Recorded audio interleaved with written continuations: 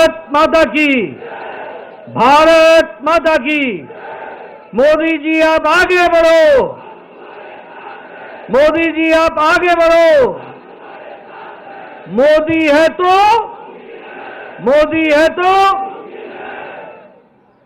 आज के इस विजय श्री के आभार कार्यक्रम में मंच पर उपस्थित हम सबके यशस्वी प्रधानमंत्री आदरणीय श्री नरेंद्र मोदी जी, हमारे रक्षा मंत्री श्री राजनाथ सिंह जी, गृह मंत्री अमित भाई शाह जी और यहां इतनी बड़ी संख्या में एकत्र आए देवी और सज्जनों, मीडिया के मेरे साथी और करोड़ों लोग जो इस समय डिजिटल दुनिया के माध्यम से जुड़े हैं, आप सब की ओर से आज के इस आभार कार्यक्रम में और विजयश्री के कार्यक्रम में मैं अपनी ओर से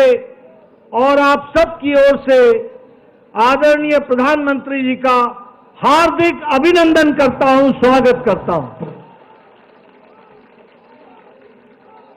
मित्रों, ये ऐतिहासिक दिन, ये विशेष दिन जो आज भारत की जनता ने, महाराष्ट्र की जनता ने और विभिन्न राज्यों के उपचुनाव ने जो संदेश दिया है, वह निश्चित रूप में जिस कार्य को, जिस साधना को आदरणीय प्रधानमंत्री मोदी जी ने देशवासियों की सेवा करने का संकल्प उठाया, उस पर फिर से एक बार जनता ने मुहर लगा दी है। इसके लिए विशेष करके महाराष्ट्र की जनता, विभिन्न राज्यों में उपचुनाव की जनता और झारखंड की जनता को मैं बहुत बहुत धन्यवाद देता हूं, आभार व्यक्त करता हूं। मित्रों, जब मैं प्रधानमंत्री जी का अभिनंदन कर रहा हूं और आज सवेरे जब नतीजे आने शुरू हुए, तो हमें यह भी ध्यान में रखना चाहिए कि कल ही प्रधानमंत्री जी अपने 5 दिन की यात्रा में नाइजीरिया, ब्राजील और गयाना से होकर के आए हैं और दुनिया में, देश में, दुनिया में आदरणीय प्रधानमंत्री जी ने अपनी छाप छोड़ी।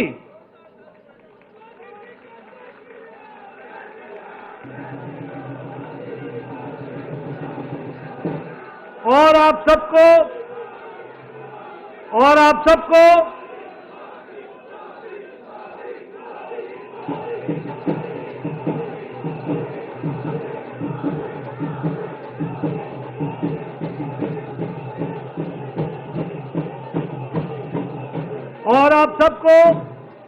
जानकर ये खुशी होगी कि नाइजीरिया ने और गयाना ने आदरणीय मोदी जी को अपने सर्वोच्च सम्मान के साथ उनको सम्मानित किया है। ये हम सब के लिए गर्व की घड़ी है, गर्व का पल है, जब अंतर्राष्ट्रीय जगत में आदरणीय प्रधानमंत्री मोदी जी की छवि और भारत की छवि को जो मोदी जी ने दुनिया में पहुंचाया है, उसको दुनिया ने भी माना है और उसको सराहा है।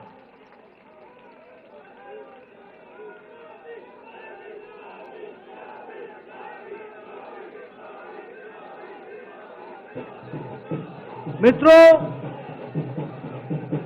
ये जो जीत पिछले आज के दिन महाराष्ट्र में मिली, उपचुनाव में मिली और पिछले दिनों जो हरियाणा में मिली, उसने ये तय कर दिया कि जिस बात को प्रधानमंत्री जी ने रखा, विकासवाद, गांव, गरीब, वंचित, पीड़ित, शोषित, दलित, महिला, युवा, किसान, इनको मुख्य धारा में शामिल करके आगे देश को ले जाना है।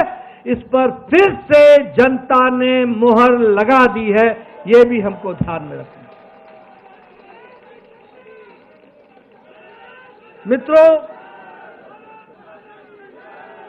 यह चुनाव इस बात का भी संदेश देता है कि जो लोग समाज को बांटने में लगे थे, बंटने और बटाने में लगे हुए थे, जो लोग गुमराह करने में लगे हुए थे, उनको मुंह की खानी पड़ी है और प्रधानमंत्री जी का विकासवाद, इसको फिर से देश ने सराहा है। कुछ दिनों से ये इंडिया अलायंस को भ्रम पैदा हो गया था कि वह जनता को संविधान के नाम पर, जाति के नाम पर, धर्म के नाम पर, तुष्टीकरण के नाम पर बांट करके वो अपना उल्लू सीधा करेंगे, वह सत्ता पर काबिज होंगे, वो सत्ता के नजदीक पहुंचेंगे। ये भ्रम पैदा हो गया था। इस चुनाव ने और हरियाणा के चुनाव ने उनको जवाब दे दिया है और फिर से मैं कहूंगा कि प्रधानमंत्री मोदी जी की नीतियों को मुहर लगाई है, यह भी हमको ध्यान रखना।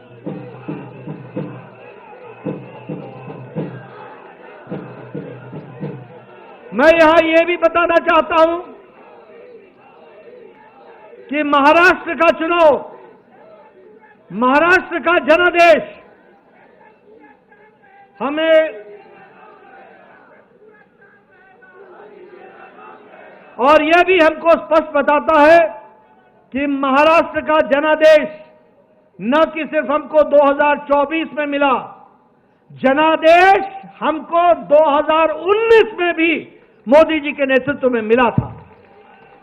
लेकिन उस समय उद्धव ठाकरे जी की सत्ता के प्रति लोलुपता, मोह और अवसरवादिता ने उस समय पीछे धोखा देकर उस जनादेश का निरादर किया था। और आज महाराष्ट्र की जनता ने फिर से आदर देकर के उनको धक्का दिखा करके यह संदेश दे दिया है कि जनता मोदी जी के साथ है, महायुति के साथ है, भारतीय जनता पार्टी शिवसेना के साथ है और हमारे एनसीपी के साथ है। मित्रों, आंकड़े ये भी बताते हैं कि अगाड़ी को, ये जो महाअगाड़ी थी, इसको भी संदेश दे दिया है।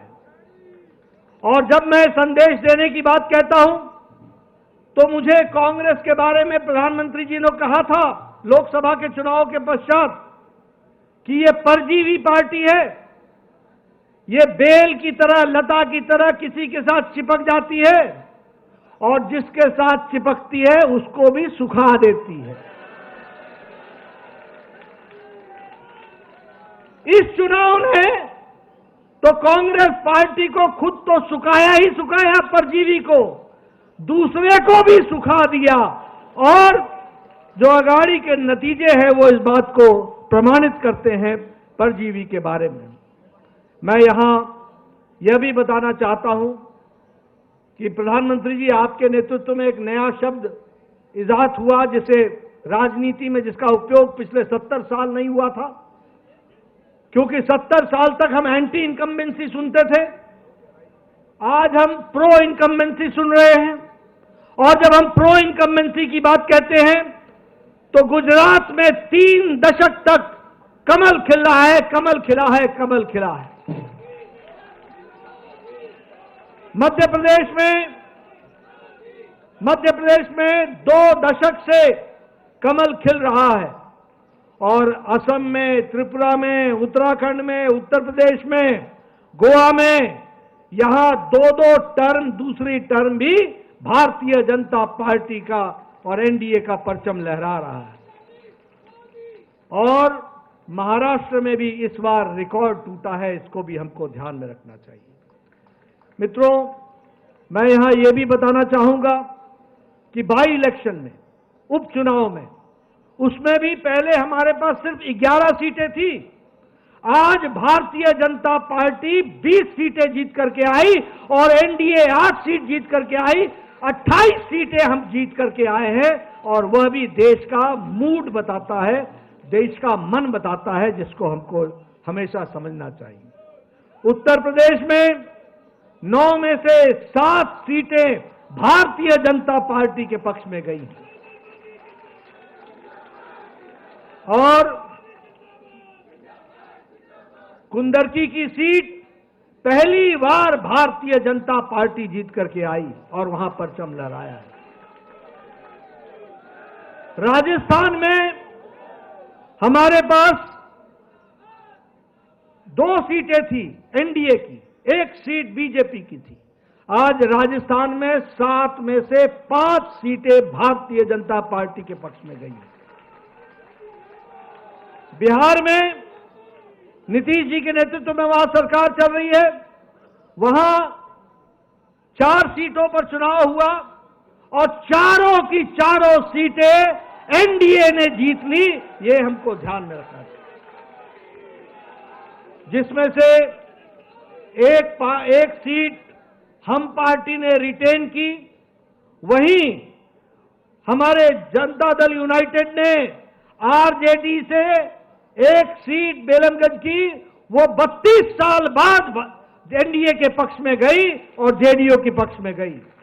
और उसी तरीके से हमारे शाहबाद इलाके में जो दोनों सीटें आरजेडी के कब्जे में थी, दोनों ही जगह कमल खिला और भारतीय जनता पार्टी की सीट।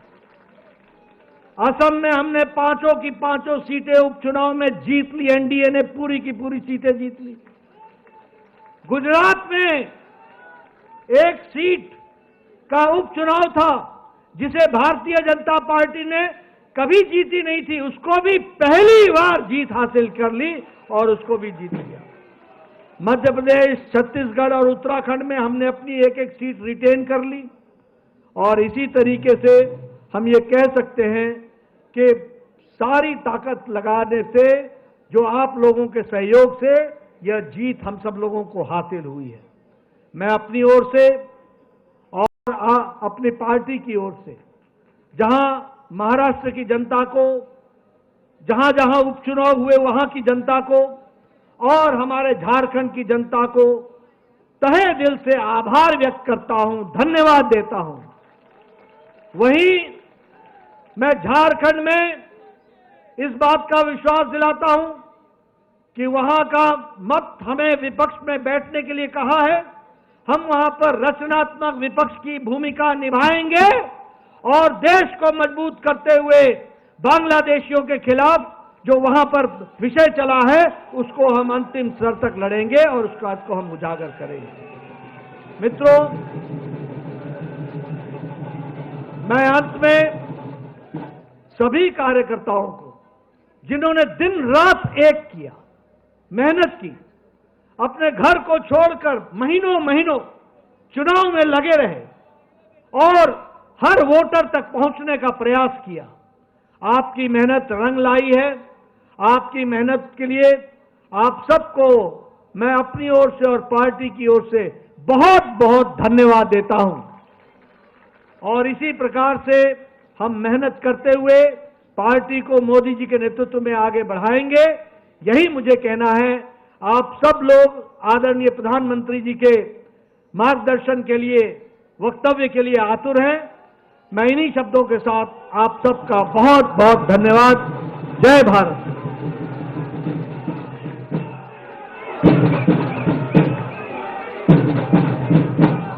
धन्यवाद।